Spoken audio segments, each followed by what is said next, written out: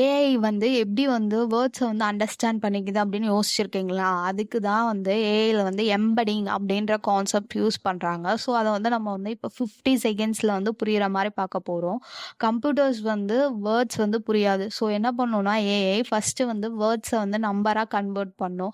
அந்த நம்பர்ஸ் வந்து normal numbers மாதிரி இருக்காது. அது வந்து எப்படி கன்வெர்ட் பண்ணுதுன்னா, ஒவ்வொரு வேர்டோட மீனிங்கை வந்து கேப்சர் பண்ணி அதை பேஸ் பண்ணி நம்பரை வந்து கன்வெர்ட் பண்ணுது.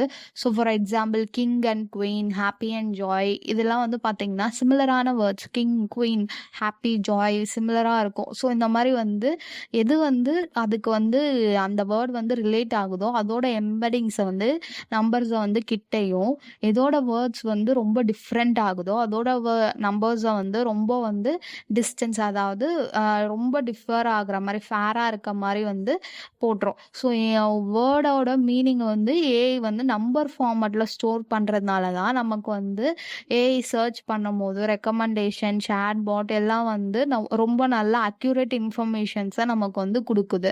ஸோ எம்படிங்ஸ் வந்து இந்த இதில் வந்து ரொம்ப இம்பார்ட்டன்ட் ரோல் ப்ளே பண்ணுது. எம்படிங்கோட ரியல் லைஃப் எக்ஸாம்பிள்ஸ்லாம் உங்களுக்கு வந்து தெரியணும், அதை பற்றி தெரியணும் அப்படின்னு சொன்னால் கீழே வந்து கமெண்ட்ல வந்து இஎம்பி அப்படின்னு போடுங்க. மறக்காம வந்து இந்த கண்டென்ட் பிடிச்சிருந்தா சேனல் லைக் பண்ணிட்டு சப்ஸ்கிரைப் பண்ணிக்கோங்க. தேங்க்யூ ஃபார் வாட்சிங். பை.